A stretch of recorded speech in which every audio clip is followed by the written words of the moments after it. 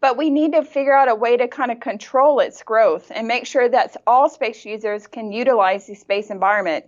And that's the best we can do right now.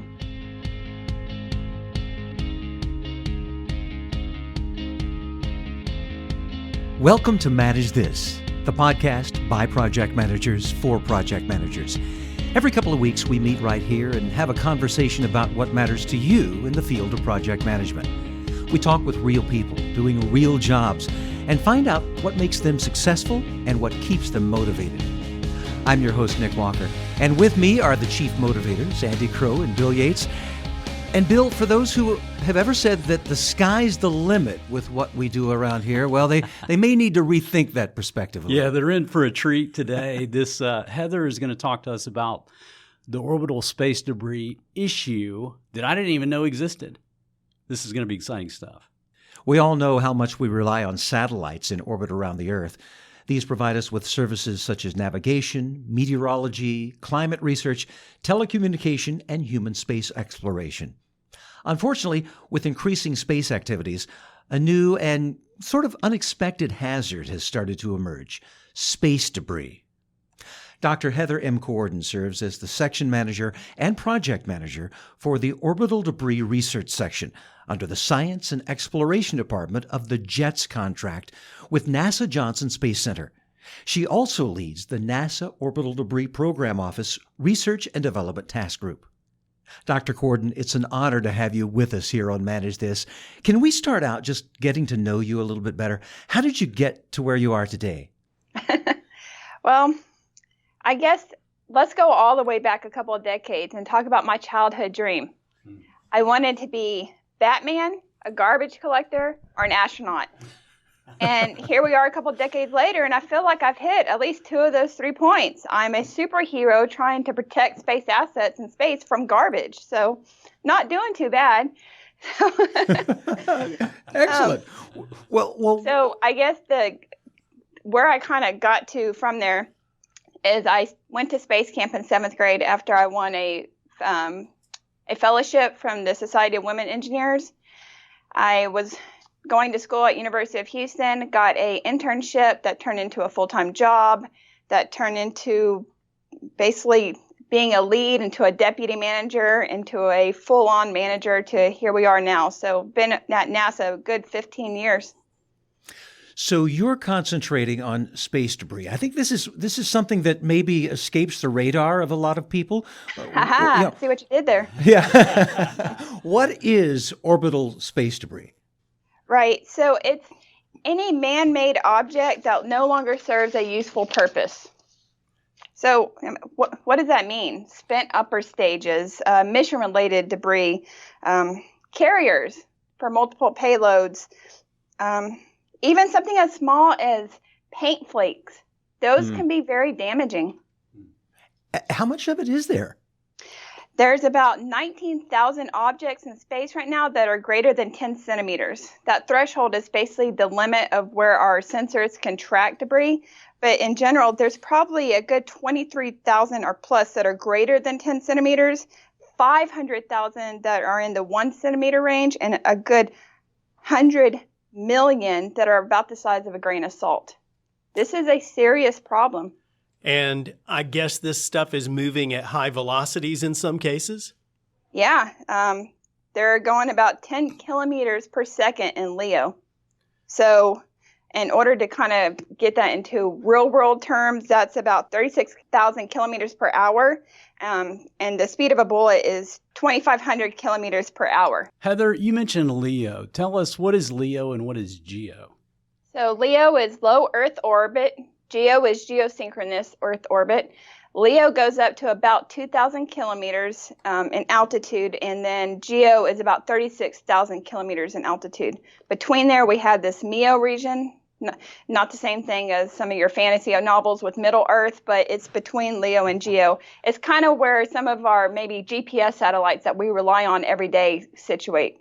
I'm curious about, what do we do about this? I mean, it's out there. How do we go get it? We're not, our office, the Orbital Debris Program Office, we're not in the program of going and getting debris. We're more on measuring, assessing, assessing the models and then mitigating it via policies and standards.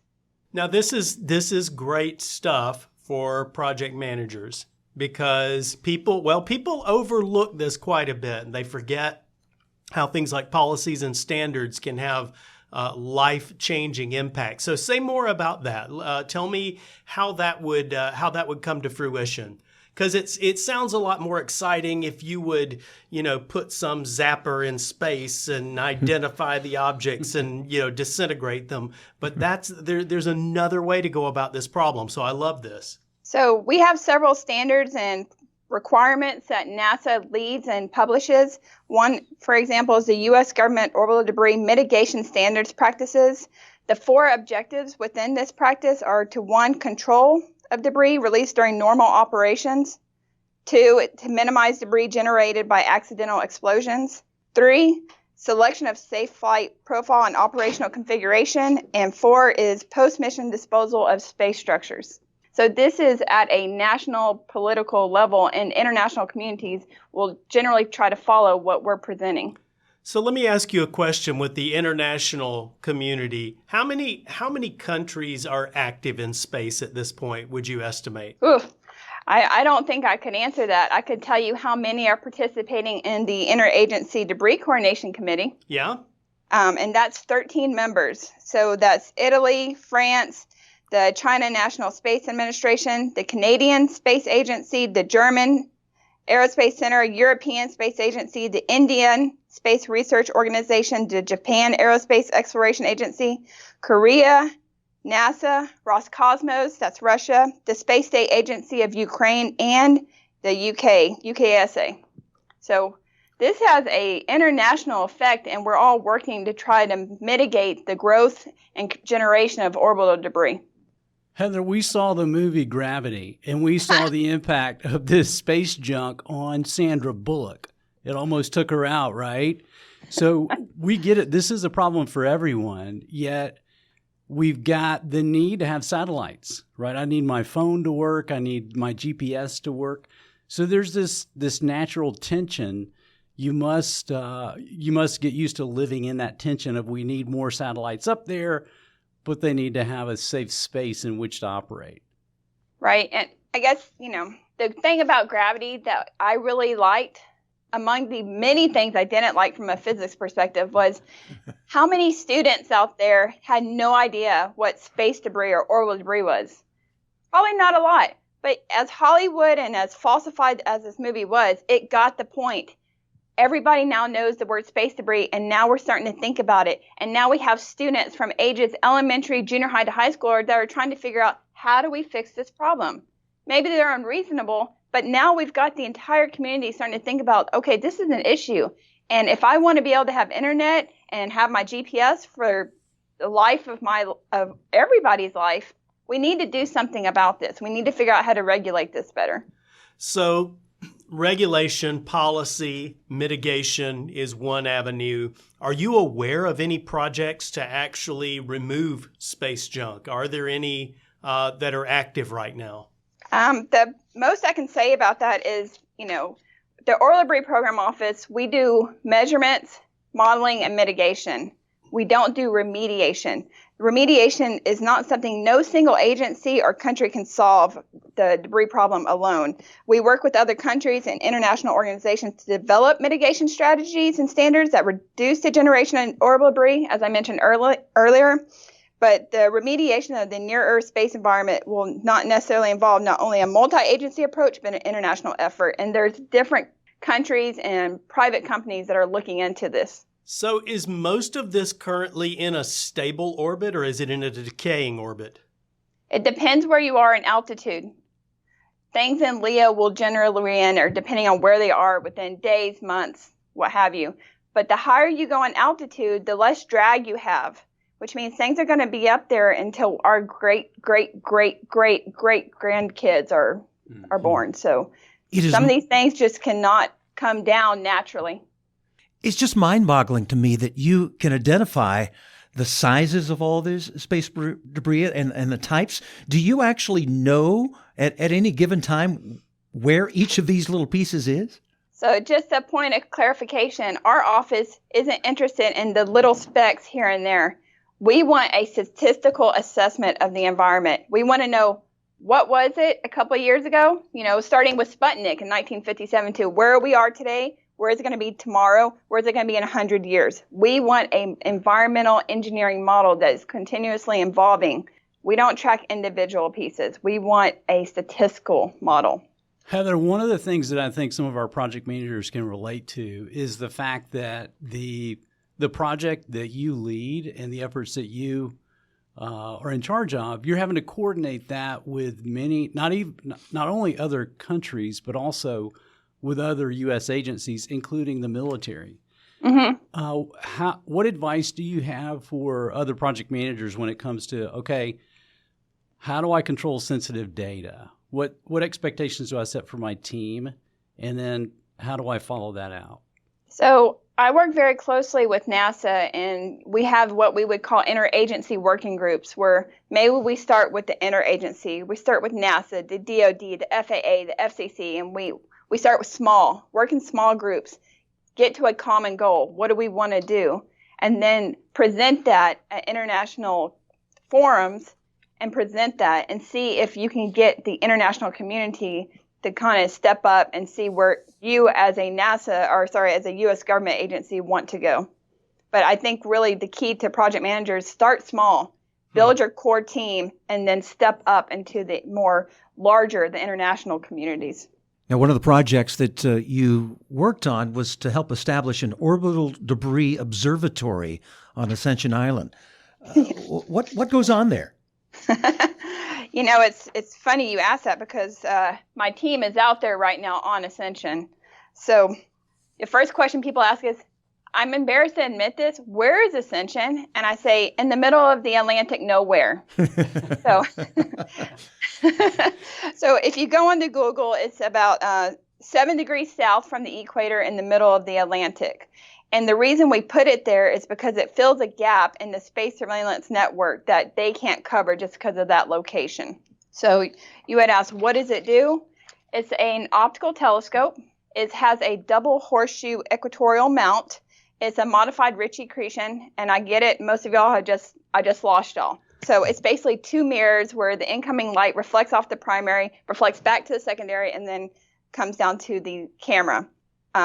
Unlike natural or what I would say more astronomical telescopes where you point at a star and you watch it, we don't care about stars. That's noise. We want it out of our way.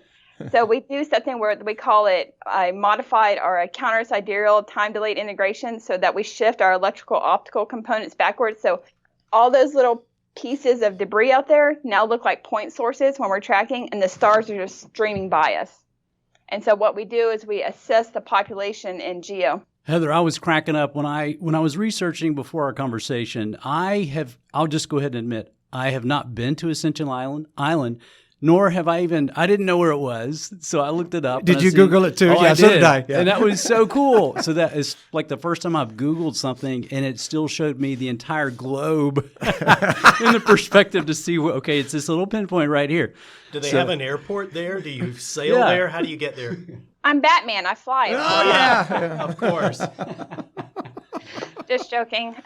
So there used to be a ship that would come in that was an option for you to get there, but primarily it's 100% flights now. We used to be able to go through London through the RAF, so flying to London, RAF directly to Ascension. That was good 24 hours of flight time total. But currently we fly out of Patrick Air Force Base in Florida to Antigua to Ascension Island. So that's not quite as long, but it's a 3-week stint.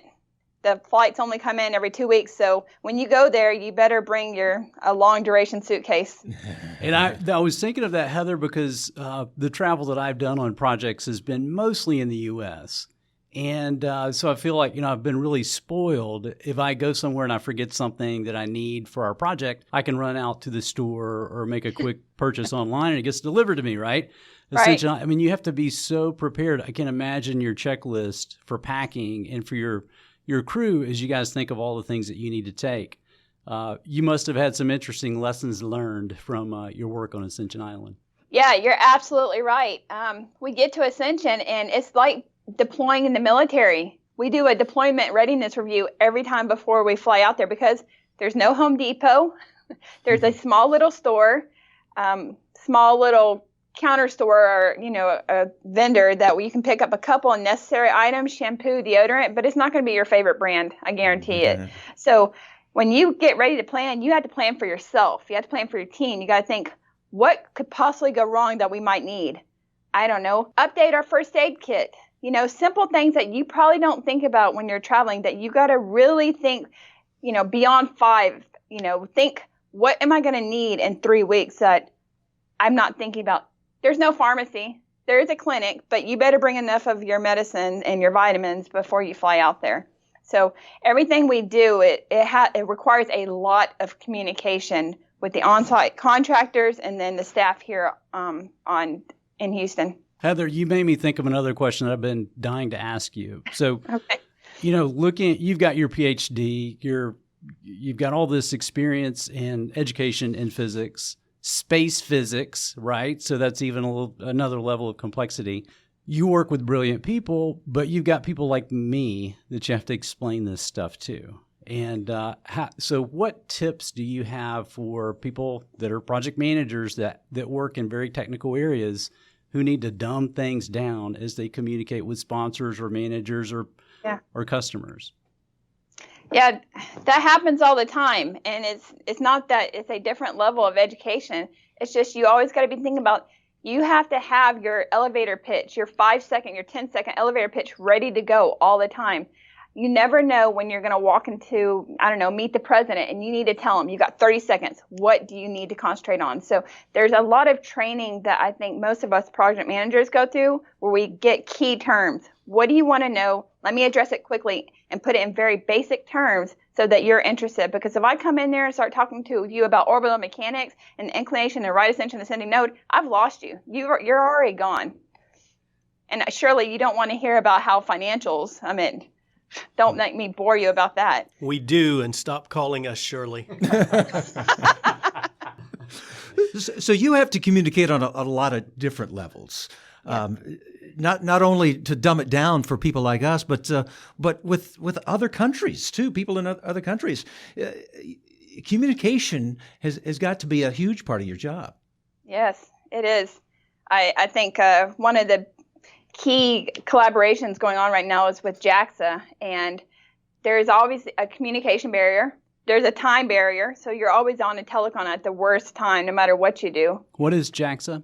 I'm sorry, it's the Japanese Space Agency. So sometimes it's very hard to communicate over the phone. So I highly recommend when people are in this position is to document everything. If it's a PowerPoint, a Word document, whatever, an Excel spreadsheet, document it, send it, give that country or whoever maybe not understanding you time to understand it and use Google or whatever you choose to put it into their language and then work that way. I find that that's the best way to communicate when there's language barriers. Something else that occurs to me is that usually when we talk to people who are project managers, we can talk about a beginning, middle, and end to a project. When we're talking about space debris that is up there, for generations, is there ever an end to this project? If there's an end, I'm out of a job, right? Yeah, I can tell you, we know when it started. The Orbital Debris Program Office, it's been around since 1979. So we have a beginning. We know Sputnik was the first launch. We know that's the beginning. Are we at the middle? I don't know. Is there an end? Probably not. But we need to figure out a way to kind of control its growth and make sure that all space users can utilize the space environment. And that's the best we can do right now. It's interesting because I'm a sailor as well. And one of the problems in the ocean is it's collecting an immense amount of garbage, and particularly plastic. It's becoming, that's getting a lot of heightened visibility these days. A lot of people are aware, but there are enormous patches where this dominates the ocean. And there's not a great solution for it. And when you look at that problem, I'm a little bit fatalistic about it because I feel like it's only going to get worse. Nobody's come up with a plan to make it better. It concerns me as we talk that the problem with space junk is only going to increase as activity in space increases, at least right now. Does that seem the same to you, or do you see hope on the horizon? That's going to take a collaborative effort at an international level. We can only do so much as a U.S. government agency, but it's going to require the entire international community to step up and start following some of these rules and regulations we've put in place on mitigating the growth of orbital debris. I mean, what else can you do? You can't force an international community to do what you say, but you can be the lead and you can show by example how to do this. So what are some of the solutions that maybe are possibilities of trying to mitigate the space debris? Well, there's simple things like you have to re-enter within X amount of time. Make sure that you've protected your spacecraft so that you can perform post-mission disposal, which means that once your mission is up, you need to get out of space. If you don't protect your spacecraft and you can't perform post-mission disposal, you're just now a new piece of debris. So there's types of regulations like that. In GEO, we kind of push into something we call a graveyard orbit. Get out of the highway. Get out of the way so other people can get in there. Just for Heather, one of the things that was interesting to me, again, I'm not a scientist. Trust me on that. I didn't realize, okay, if a satellite is, if it gives into gravity and re-enters the Earth's atmosphere, it burns up, and that's a good thing, right? That takes care of the problem. But I know it's a point of frustration, not just within the U.S. but across the globe. For okay, how do we make sure there's so many satellites that are going up now and in the future? How do we make sure that people comply, that those satellites are built such that they will either re-enter the Earth's orbit or they'll self-destruct, kind of like the Mission Impossible message, right? You know, they'll self-destruct, take care of themselves at the end of their useful life. So as you guys continue to measure and define the problem, I see opportunity for other organizations, for-profit organizations to solve this problem. Do you, as an agency, do you see a lot of collaboration with those as they come to you guys to understand the problem and look for solutions? Sure. We have a group here called the Safety Standards and Assessment Group. They kind of oversee the standards and the policy, but they also perform assessments on an as-need case for any of the U.S. Or NASA missions. And that basically says, are you in compliance of the regulations and standards? Are you going to re-enter? Have you met all the requirements so that you can launch and you think you can do post-mission disposal? So we do that all the time, even including private industries. What about spacecraft itself? You know, are the satellites, the rockets, whatever is shot up there in space, are they constructed differently now to try to avoid space debris and being damaged? Yeah, we have a whole group here called the Hypervelocity Impact Technology Group, and their full research goal is to figure out what type of shielding you need to protect from space debris. And of course, as space industry grows, there's different technologies, there are different materials that are used, and so we're constantly having to update our assessments and our models to address that.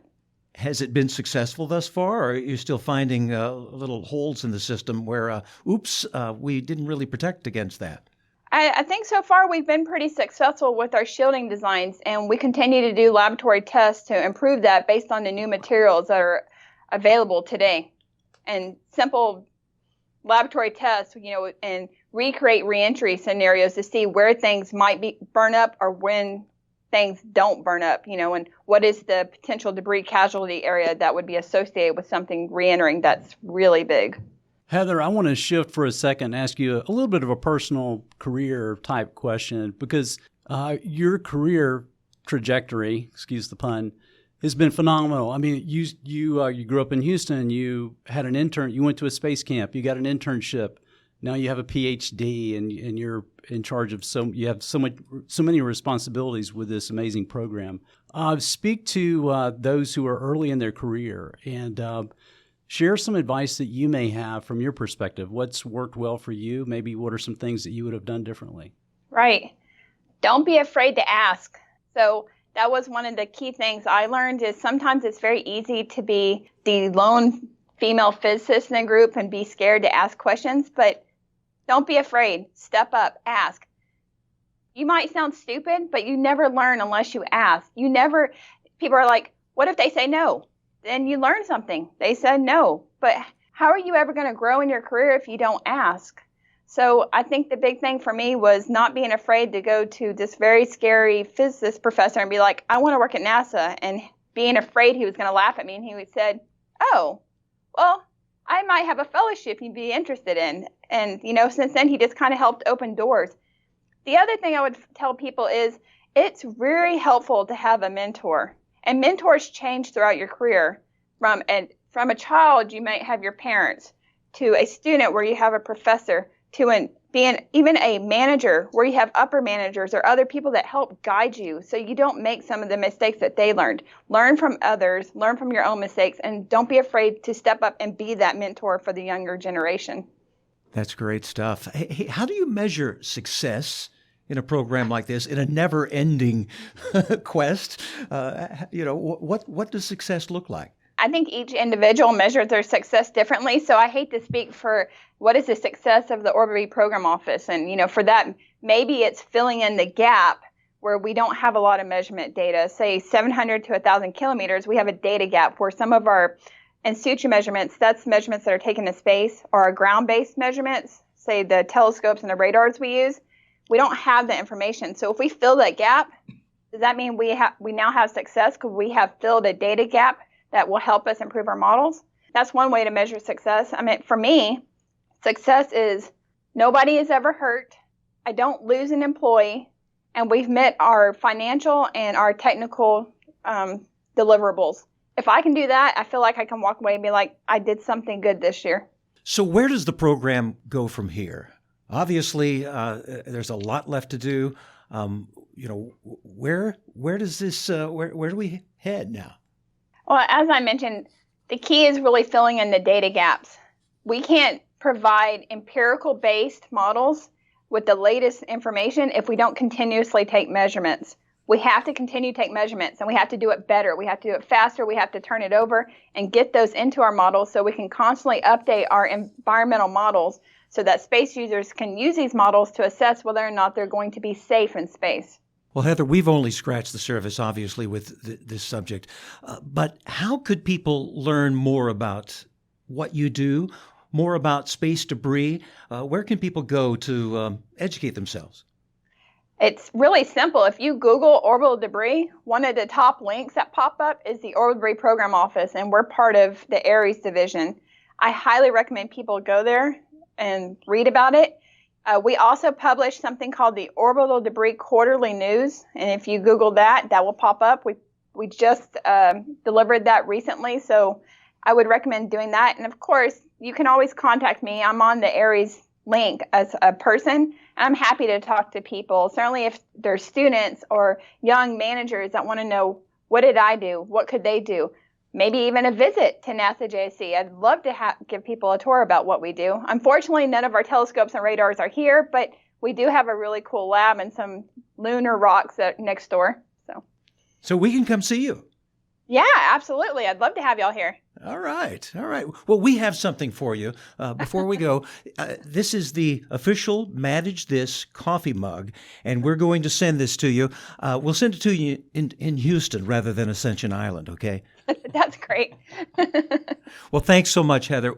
This has been a fascinating conversation. We appreciate you taking the time to talk with us. No, of course. I look forward to it. This was a fun and exciting discussion. This is a problem that we're going to be facing, I think, more and more of, Bill.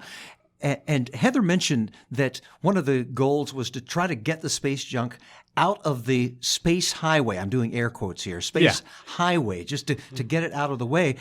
And it's my understanding you've already done a little research on people who are doing just that. Yeah. I took Heather's advice ahead of time, and I was just curious because this is a real problem, this space junk, and this just smells like opportunity to me for companies. And sure enough, there are some creative solutions that are out on the internet, where companies are looking at this space junk problem and trying to figure out how to be the great space dump truck in the sky, I guess. You see it backing up in space, beep, beep, looking for that debris to put in and get out of the highway. So there are people actually already doing this, or at least making plans to. Yeah. I was reading about a company in Germany that specializes, get this, in space junk removal, right? Who even knew that was a thing? And so they've got all these. I mean, this is sci-fi type stuff. This is crazy. It's fun to read about. They're talking about ways to harpoon the space junk, ways to create a laser or use the sun's energy to burn up the space junk. Wow. Or to somehow have a robotic arm that, takes the space junk and basically throws it into, moves it so that it is pulled in by gravity's pull, and then it does burn up, re-enters the Earth's atmosphere. So there are a lot of solutions, netting, harpooning, just super cool stuff. And this is not science fiction. I mean, this is it feels really like it, but it's real. Yeah, exactly. Maybe a Gravity 2. We've got another sequel here on our hands. Yeah. Sandra's going to be running this big old space junk truck and backing up and, loading it up with stuff. All right, Hollywood, we gave you the idea. Run with it. There you go. Just a reminder for our listeners about the double benefit we provide here on Manage This. We're talking about the free PDUs, professional development units, that you get just for listening to this podcast. You can go to Velociteach.com and choose Manage This Podcast from the top of the page. Click the button that says Claim PDUs and click through the steps. That's it for us here on Manage This. We hope you'll tune back in on February 19th for our next podcast. In the meantime, we'd love to have you visit us at velociteach.com/managethis to subscribe to this podcast, to see a transcript of the show, or to contact us. And you can always tweet us at manage_this if you have any questions about our podcasts or about project management certifications. Well, that's all for this episode. Thanks for joining us. Until next time, keep calm and manage this.